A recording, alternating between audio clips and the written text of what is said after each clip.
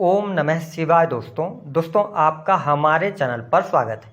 यदि आप मीन राशि या मीन लग्न के जातक या जातिका हैं तो आज का यह कार्यक्रम आपके लिए बहुत ही महत्वपूर्ण है, क्योंकि आज के इस कार्यक्रम में हम आपको बताने जा रहे हैं 30 अक्टूबर 2023 को जब केतु देव तुला राशि से निकलकर कन्या राशि में प्रवेश करेंगे तो आपके जीवन में क्या क्या बदलाव देखने को मिलने वाले हैं।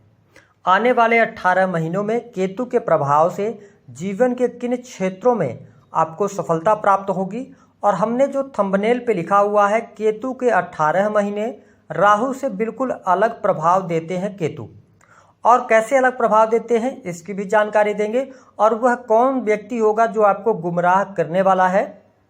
तो यह वीडियो बहुत ही इंपॉर्टेंट है। यदि आपके पास समय ना हो तो आप अभी इस वीडियो को स्किप कर दें। जब आपके पास समय हो आप इस वीडियो को पूरा देखें ताकि आप चीज़ों को समझ पाएं और साथ ही उससे लाभ भी प्राप्त कर पाएं। तो चलिए वीडियो की शुरुआत करते हैं। उससे पहले यदि आपने चैनल को अभी तक सब्सक्राइब नहीं किया है तो चैनल को सब्सक्राइब कर लीजिएगा, नोटिफिकेशन बिल को ऑन कर लीजिएगा। देखिए मीन राशि वालों, यदि हम बात करें केतु की तो केतु देव आपके अष्टम भाव से निकलकर आपके सप्तम भाव में गोचर करेंगे, और हमारे ज्योतिष शास्त्र में केतु को आध्यात्मिक ग्रह माना जाता है। इन्हें आकस्मिक घटनाओं का कारक कहा जाता है, बीमारियों का भी कारक कहा जाता है। अब देखिए केतु देव अभी तक आपके अष्टम भाव में चल रहे थे, जिसके परिणाम स्वरूप आपके जीवन में कोई न कोई समस्या अवश्य निकल कर आ रही थी, लेकिन केतु देव के 7वें भाव में आने की वजह से आपके जीवन में शुभता अवश्य प्राप्त होने वाली है। देखिए केतु देव सप्तम भाव में गोचर करेंगे तो केतु का एक स्वभाव, सप्तम भाव किस चीज का होता है?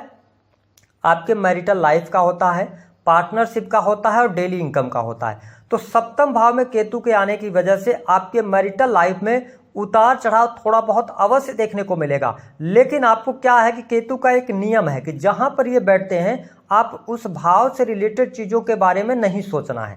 जैसे कि यदि पति पत्नी के बीच में रिश्ते बहुत अच्छे नहीं चल रहे हैं तो जितना ज़्यादा आप उसके बारे में सोचेंगे या जितना ज़्यादा आप अपने रिश्तों को संवारने का प्रयास करेंगे उतना ज़्यादा चीज़ें आपके हाथ से निकलती चली जाएंगी। इसलिए अपने मैरिटल लाइफ में थोड़ा सा ध्यान जरूर दें, लेकिन बार बार यदि उसी के बारे में अपने मन मस्तिष्क में उस चीज़ को लेकर चलेंगे तो कहीं ना कहीं से प्रॉब्लम होगी। जीवन साथी को समझने का यदि आप प्रयास करते हैं तो आपके लिए ज़्यादा बेटर रहने वाला है। साथ ही यदि देखा जाए तो मीन राशि के जातक अथवा जातिकाओं के लिए 30 अक्टूबर 2023 से लेकर 2025 तक का जो टाइम पीरियड रहेगा, यहां पर आपको पार्टनरशिप करने से बचना चाहिए, क्योंकि केतु जिस भाव में बैठते हैं ना उस भाव में कहीं ना कहीं से ये प्रॉब्लम अवश्य देते हैं। हालांकि आपको कोर्ट कचहरी आदि के मामले में शुभता अवश्य देखने को मिलने वाली है। यदि आप विदेश से जुड़ा हुआ कोई भी कार्य करते हैं तो उसके लिए भी समय अनुकूल रहेगा।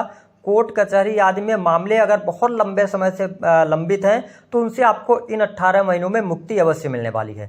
साथ ही आप देखें कि सप्तम भाव से केतु देव की जो पंचम दृष्टि है ना वो आपके 11th हाउस पर पड़ेगी। अब समझना है आपको कि पंचम दृष्टि का क्या प्रभाव आपको देखने को मिलेगा। देखिए पंचम दृष्टि जो है ना इनकी, ये आपके लक को प्रदर्शित करती है। पंचम भाव पर केतु की दृष्टि यदि पंचम दृष्टि जिस भाव पर पड़ती है तो समझ लीजिए उस भाव से रिलेटेड लक आपका साथ देने लगता है। आपको उस भाव से रिलेटेड चीजें बहुत आसानी से मिलने लग जाती हैं, क्योंकि केतु का संबंध जो होता है वो आपके पास्ट लाइफ से होता है। आपका जो संचित कर्मा है उसका फल आपको प्राप्त होने लगता है। तो समझिए कि केतु की पंचम दृष्टि जो है वो आपके 11th हाउस पर पड़ने की वजह से जो धन की समस्या आपके जीवन में चल रही थी वह समस्या दूर होगी, क्योंकि आपके लिए यहाँ पर धन से संबंधित तमाम प्रकार के रास्ते खुलने जा रहे हैं। साथ ही आपके इनकम आप सोर्सेस डेवलप होने वाले हैं। एक से अधिक जगहों से पैसा प्राप्त करना, एक से अधिक जगहों के लिए आप प्रयास करते नजर आने वाले हैं। कोई बहुत बड़ी मनोकामना महत्वाकांक्षा थी वह अवश्य पूर्ण होगी। देखिए 11th हाउस जो होता है ना वो आपके लाभ का होता है, तो यहाँ पर आप जो भी कार्य करने वाले हैं, जो आप कर्म करेंगे, तो पंचम दृष्टि 11th हाउस पर होने की वजह से आपके कर्मों का पूर्ण रूप से लाभ आपको प्राप्त होने वाला है। आप देख पाएंगे कि बड़े भाई बहनों के करियर को लेकर, उनके साथ संबंधों को लेकर आपको बहुत अच्छी शुभता देखने को मिलेगी, और देखा जाए तो आपके बड़े भाई बहनों का सपोर्ट और सहयोग भी आपके जीवन में रहने वाला है। तो आप यदि मीन राशि के जातक या जातिका हैं तो अपने मनोकामनाओं को लेकर, साथ ही आपके लिए धन को लेकर, इनकम ऑफ सोर्सेस, बड़े भाई बहनों को लेकर, सोशल मीडिया से जुड़े हुए कार्य करते हैं क्योंकि 11th हाउस है। साथ ही आपकी ये सेकंड मैरिज का भी हाउस होता है। ऐसे में आप ये समझ लीजिए कि अगर आप सेकंड मैरिज की तरफ बढ़ना चाहते हैं तो यहां पर संभावनाओं को ये बनाने का कार्य करेंगे। हालांकि मैरिज के लिए जो टाइम पीरियड होगा वो मार्च 2024 के बाद से आपको देखने को अवश्य मिलेगा। उसके पहले थोड़ी सी संभावनाएं यहां पर कम दिखाई दे रही हैं।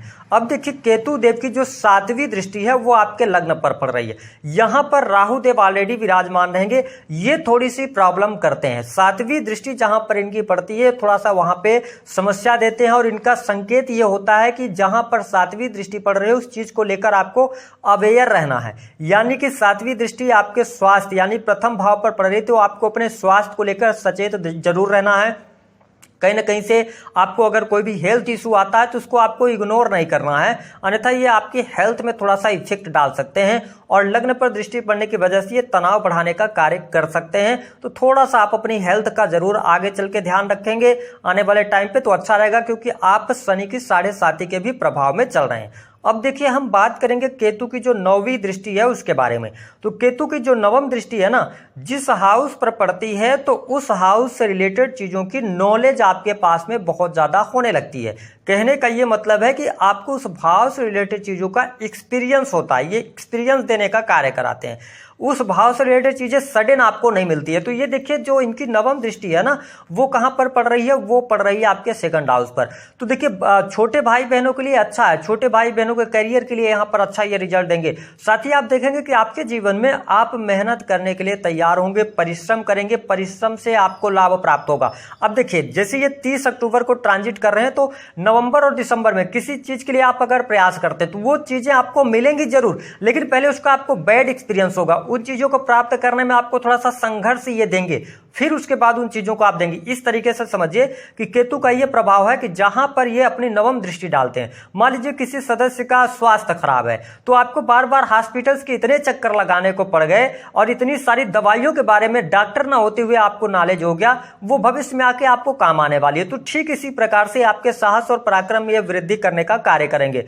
मीन राशि और मीन लग्न वाले व्यक्तियों के लिए अगर देखा जाए तो इन 18 महीनों में केतु की वजह से आपके जीवन में कर्ज से मुक्ति अवश्य मिलने जा रही है। आपका मन प्रसन्नचित रहने वाला है, वही शत्रु संबंधित समस्याएं भी आपकी समाप्त होंगी।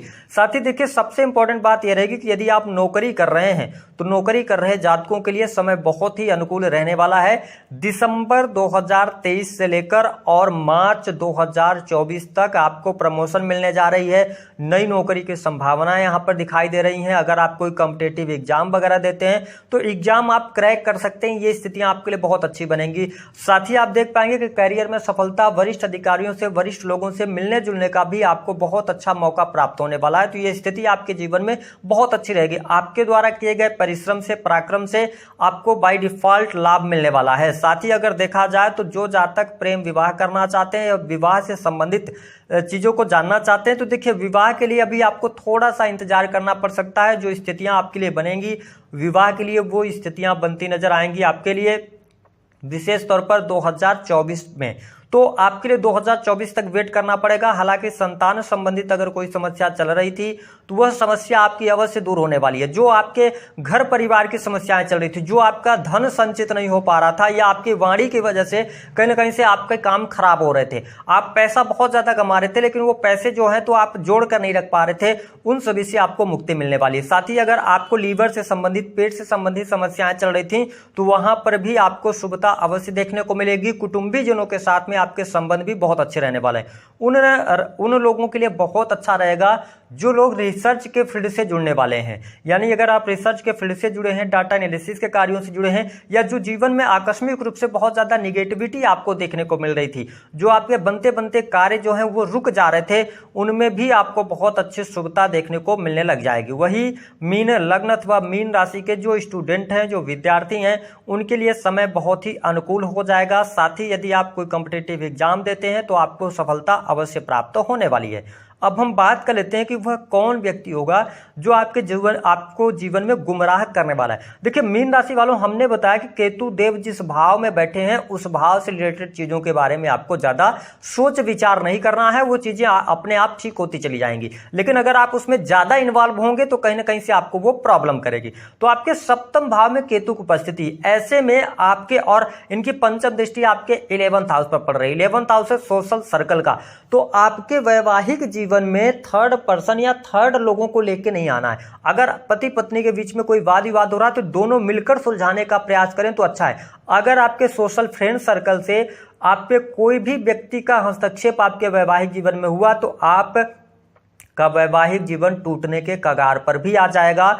पहली बात को आपको नोट करके चलना है। दूसरी स्थिति आपको ये ध्यान रखकर चलना है जिसकी वजह से आप गुमराह न हो कि केतु और राहु की स्थिति लगन और 7वें में है। ऐसी स्थिति में यदि आप प्रेम विवाह करने जा रहे हैं तो पहली बात तो आप ये देख लें कि आपके जीवन के अंदर केतु की महादशा तो नहीं चल रही है या राहु की महादशा नहीं चल रही। अगर केतु में चंद्र या राहु में चंद्र चल रहा होगा तो आप बिल्कुल भी प्रेम विवाह नहीं कीजिएगा, आगे चल के वो प्रेम विवाह आपका टूट जाएगा। तीसरी स्थिति कौन आपको गुमराह कर सकता है? देखिए आपका जो लग्न के अंदर राहु रहेगा तो सप्तम में केतु रहेगा, तो आपको अपने फ्रेंड पे या किसी भी व्यक्ति पे या परिवार के किसी व्यक्ति पे भरोसा करके कहीं पर भी इन्वेस्टमेंट नहीं करना, वो भी पार्टनरशिप में। क्योंकि पार्टनरशिप में अगर आप करते हैं तो कहीं ना कहीं से आप बहुत ज्यादा नुकसान यहां पर सहलेंगे।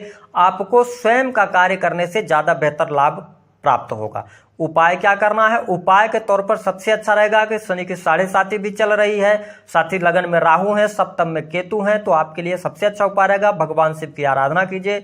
सोमवार के दिन भगवान शिव को जल में थोड़ा सा दूध मिलाकर और उनको अर्पित कीजिए, इससे आपको लाभ मिलेगा। शनिवार के दिन काले तिल के लड्डुओं का आप दान करते हैं तो भी आपको बहुत अच्छे परिणाम राहु केतु से देखने को मिलने वाले हैं। तो दी गई जानकारी पसंद आई तो वीडियो को लाइक कर दें, चैनल को सब्सक्राइब कर दें, जितना हो सके शेयर करना ना भूलें।